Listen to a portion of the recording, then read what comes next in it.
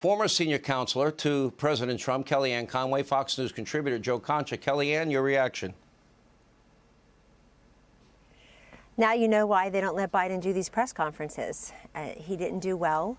He's arguing with reporters. He's arguing about his polling numbers, which are very clear. I mean, just today, Sean and Joe, Morning Consult Political Poll came out with a report card on Joe Biden, but it's not Joe Biden's report card on Joe Biden. It's America's. And 37% gave Joe Biden's first year in office an F. A combined 31% gave him an A or a B. That's important because it takes an awful lot for Americans to want to fail the president and the presidency. We live during these times. We want the country to be prosperous and successful and intact and secure. And people just don't feel that.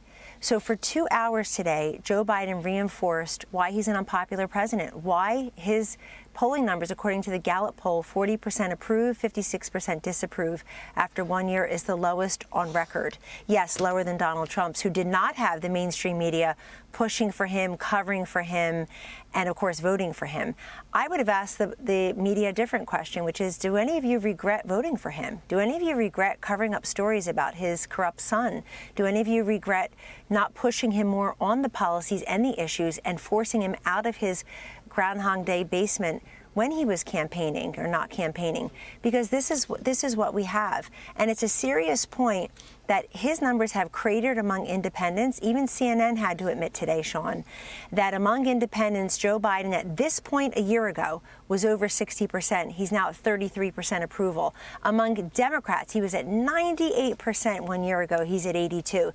So the attrition is not just right-wingers and conservatives and people who don't like poor Joe Biden. It's all around. Now, America also, some of them believe he's incapacitated, but even a higher number believe that he's incompetent. And I think the incompetence measure is the most durable one because it is a reflection on the entire Democratic Party. Yeah. Until we change the policies and until we change the president, this country's not going to get back on the track where they were. They missed the policies. They missed that America First agenda and accomplishments that you ran through because people felt more secure, more prosperous, and that they had more opportunity. They had more faith in the office of the presidency. Joe, on top of the Ukraine disaster, and that now is unfolding as a disaster, you know, President Trump said something to Mark Levin, who interviewed him right after the press conference, and that is, I actually prefer that he succeed. You know, he's bragging about his economic numbers, but the average American household is paying $5,000 more a year because of his inflation that he caused. Unless he reverses course, that's not going to change, is it? And what we saw today from this press conference, Sean, was that he is not going to reverse course. It's like we heard the same song again and again, which he said during the campaign and now as president. And when you watch any presidential press conference, you look for what are the big three headlines you could take out of it, right? And here's what I have. Headline one.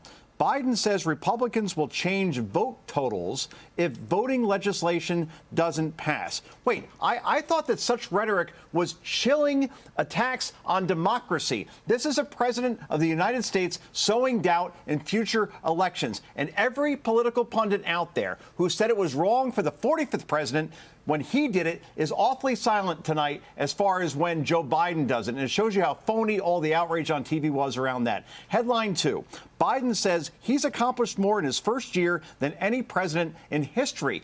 Given the 40-year inflation that you just mentioned, or given record violent crime, homicides, or more than 2 million people crossing the southern border illegally, that's a fascinating claim to make. Speaking of crime, despite 2 hours, dozens of questions, not one on violent crime impacting so many Americans. I know that Peter Doocy had that in question too, but he didn't have the opportunity. So here's where we are. That was an unmitigated disaster today, Sean. And those praising the president for the longevity of this press conference, it's all about quality, not quantity, as far as the answers. Great analysis, Kellyanne and Joe. Hey, Sean Hannity here. Hey, click here to subscribe to Fox News YouTube page and catch our hottest interviews and most compelling analysis. You will not get it anywhere else.